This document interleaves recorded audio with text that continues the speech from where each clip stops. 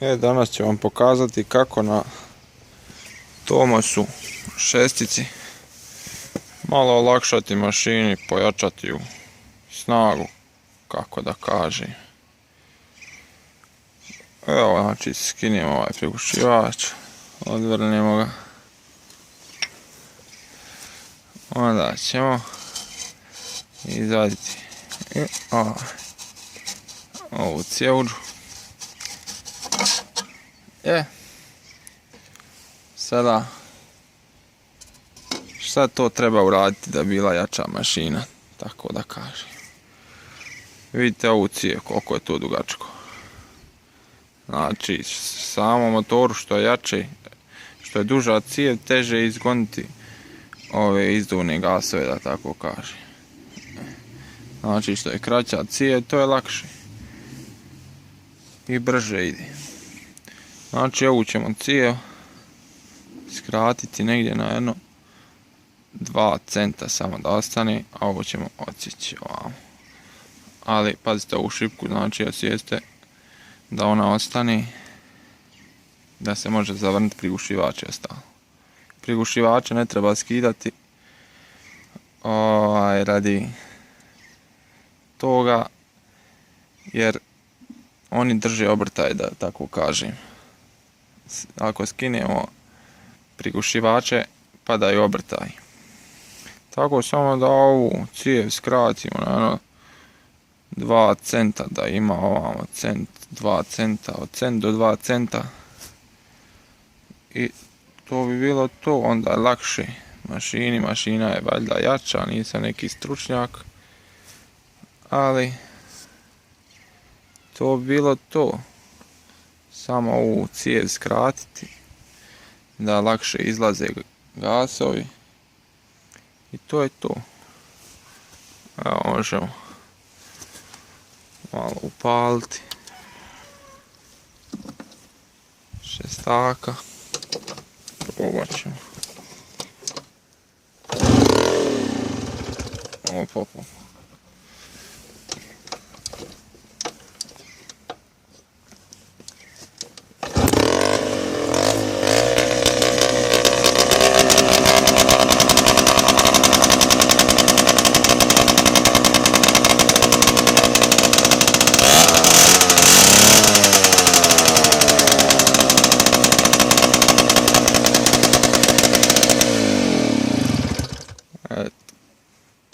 Puca ko zvet Ilija. Eto ga, to je bilo to. Auspuh. Evo vidite.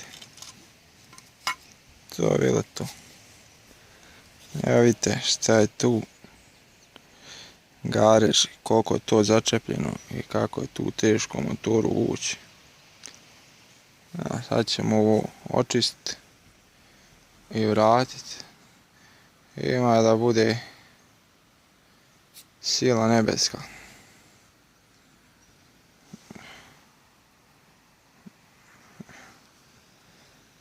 Vidite, treba očistiti. Pazite ovdje samo koliki je sloj.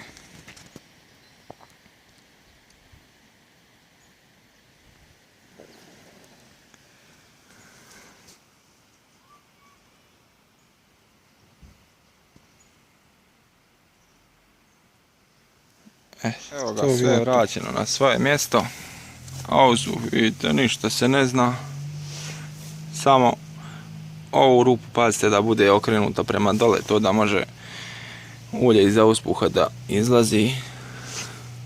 Ovo polako stegnite pošto je tamo lim tanko, da ne slomite. Vidite, to je čvrsto, to niko ne može. Samo pazite, ne morate baš tanko ostavljati onaj lim što isjecate, malo deblje, pošto ipak on drži ovaj prigušivač. Sve na svojem mjestu. Sad ćemo ga malo upaliti, da vidimo kako se čuje, ima kakve promjene zvuka. Vidite, to se rukom pali.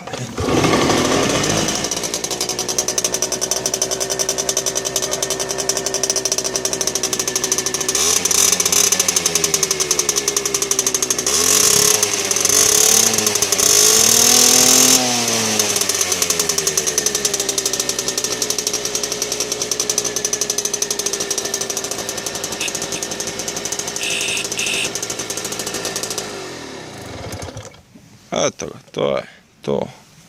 Tomas APN 6 S, 6S. Vidite, to je to. To je taj zmaj. To je bilo to što se tiče auspuha.